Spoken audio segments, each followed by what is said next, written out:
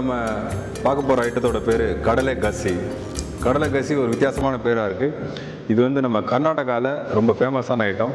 இப்போ வாங்க இதுக்கு நம்ம தேவையான பொருட்களை பார்த்துட்டு வருவோம். ப்ரௌன் சன்னா 100 கிராம், பச்சை மிளகாய் 6 நம்பர், நறுக்கிய வெங்காயம் 150 கிராம், நறுக்கிய தக்காளி 100 கிராம், கருவேப்பிலை தேவையான அளவு, நறுக்கிய இஞ்சி 30 கிராம்ஸ், சோம்பு தேவையான அளவு, தனியாத்தூள் 30 கிராம், மஞ்சள்தூள் ஒரு சிட்டிகை, தேங்காய்பால் 100 மில்லி, தேங்காய் எண்ணெய் 50 மில்லி, உப்பு தேவையான அளவு. இப்போ வாங்க கடலை கசி எப்படி பண்ணுறது அப்படின்றத பார்ப்போம். நம்ம ஒரு கடாய் வச்சுக்கிட்டப்போ தேங்காய் எண்ணெய் போடுறோம்.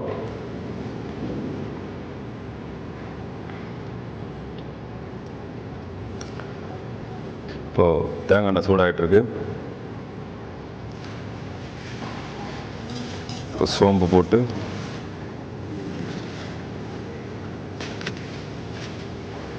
சோம்பு வதங்கும் போது நல்ல ஃப்ளேவர் வர வரைக்கும் வதக்கணும்.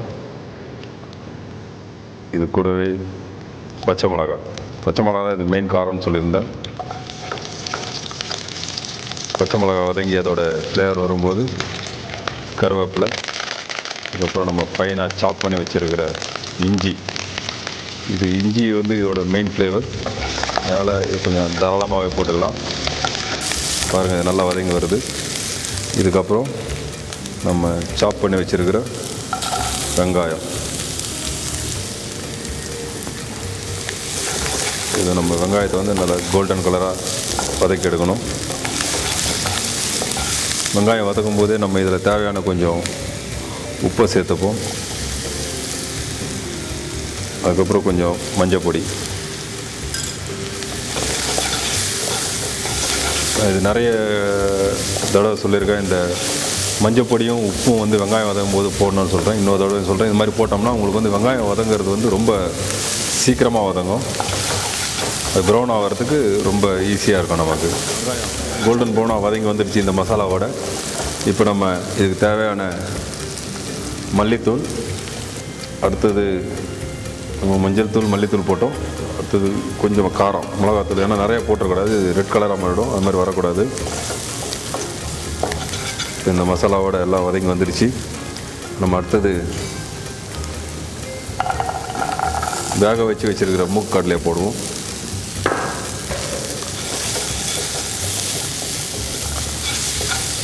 இந்த மசாலாவோட சேர்ந்து வதக்கிட்டே இருக்கணும்.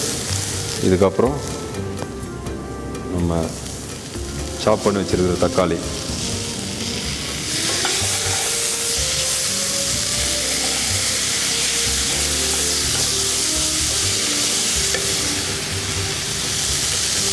போட்டு மசாலாவோட சேர்த்து வதக்கும். வதக்கிட்டே இருக்கும்போது இந்த கடலை மசாலா தக்காளி எல்லாம் ஒன்றா வரதுக்கு கொஞ்சம் தண்ணி ஊற்றி, இப்போ இந்த தக்காளி போட்டு தண்ணி ஊற்றி வேக வச்சிட்ருக்கோம். இப்போ கொதிச்சிட்ருக்கு. நல்லா கொதிச்சு வரும்போது கடைசியாக நம்ம இதை தேங்காய் பால் ஃபினிஷிங் கொடுத்து இறக்கி வச்சிடும். இது கிட்டத்தட்ட ஒரு கடலை கறி மாதிரி வரும். இதோட மெயின் ஃப்ளேவர் நான் சொன்னது வந்து தேங்காய் எண்ணெய், இஞ்சி, சோம்பு, அதோடு சேர்ந்து இது ஒரு திக்கான கிரேவி ஐட்டம். இது ஒரு பாப்புலரான ஐட்டம் வந்து கர்நாடகாவில் பார்த்திங்கன்னா இது ரொம்ப பாப்புலரான ஐட்டம்.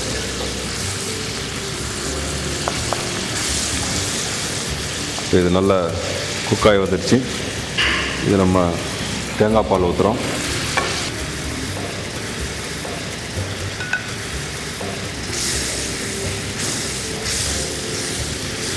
தேங்காய் பால் ஆட் பண்ணால் இது மாதிரி உங்களுக்கு வரும்.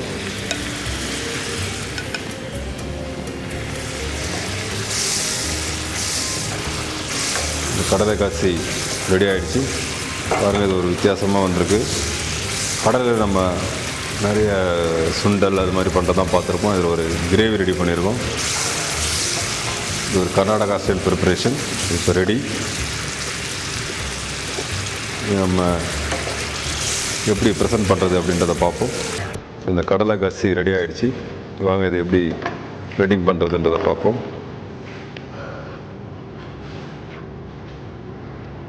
இது மசாலா, தேங்காய் பால் எல்லாம் சேர்ந்து ஒரு நல்ல கறி மாதிரி வந்திருக்கு.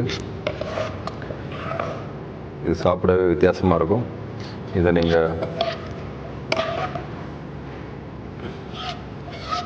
வீட்டில் தயார் பண்ணி பாருங்கள், ரொம்ப நல்லா வரும். அதே டைமில் ஒரு டேஸ்ட்டும் உங்களுக்கு பிடிச்சிருக்கும்.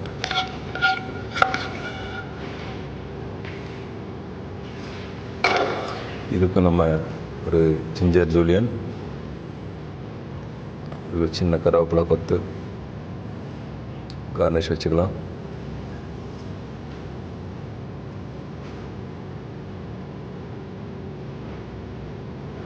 கடலை கசி ரெடி.